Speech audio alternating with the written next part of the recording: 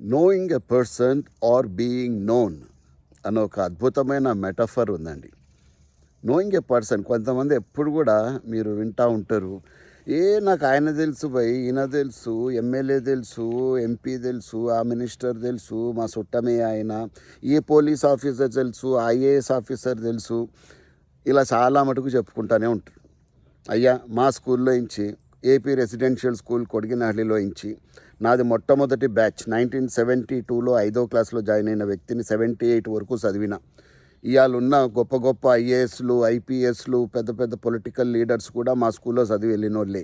కానీ నేను ఏనాడన్నా చెప్పుకున్నానండి పలానా వ్యక్తి నాకు తెలుసు అని?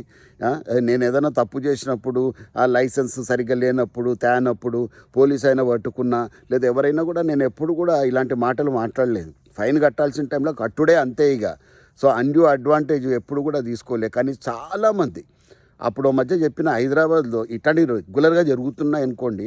ఒక వ్యక్తిని పోలీస్ అయినా, ట్రాఫిక్ పోలీస్ అయినా ఆపితే ఆయన ఏమన్నాడు తెలుసా? మై కోనుతో జాంతానే క్యా అన్నాడు. నేను ఎవరో నీకు ఎరకలేదా అంటాడు ఆయన.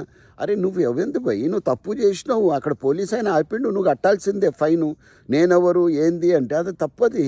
ఎవరినో ఉద్దేశించి చూసుకొని, వెనక మీ అయ్యా అమ్మని చూసుకొని, వాళ్ళ యొక్క ప్రగతి చూసుకొని, వాళ్ళ యొక్క పలుకుబడి చూసుకొని మనం పోజులు కొట్టాల్సిన అవసరం లేదు. అది చాలా తప్పు అవుతుంది. అంటే నీకు వ్యక్తిత్వం లేదని అర్థం.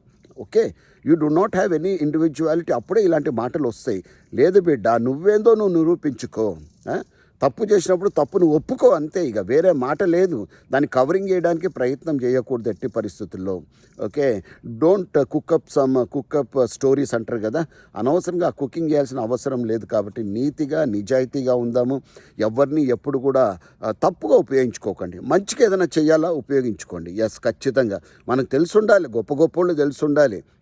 కానీ వాళ్ళని సరియైన సమయంలో సరియైన అవకాశం ఏదైనా ఉన్నప్పుడు సరైన పద్ధతిలో మనం ఉపయోగించుకోవాలి తప్ప, నాకు తెలుసు కదా, నాకు బంధువులు ఉన్నారు కదా, నేను అడ్డగోలుగా ప్రవర్తిస్తాను అంటే అది చాలా తప్పు అవుతుంది. ఇవాళ రేపు చాలా జరుగుతూ ఉంది కూడా. అందుకే నేను ఖచ్చితంగా యువకులందరికీ కూడా చెప్తున్నాను, యువతులందరికీ చెప్తున్నాను, దయచేసి మీ యొక్క ఆర్భాటం చూసి లేదా మీ అనుకున్న పలుకుబడిని చూసి మీరు తప్పుడు పనులు ఎట్టి పరిస్థితుల్లో చేయకండి. యూ హ్యావ్ టు రిపెంట్ తర్వాత, ఎందుకంటే చాలా బాధపడాల్సి వస్తుంది.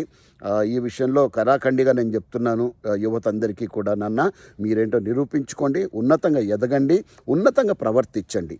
Okay, I wish you a great life. Thank you. God bless you.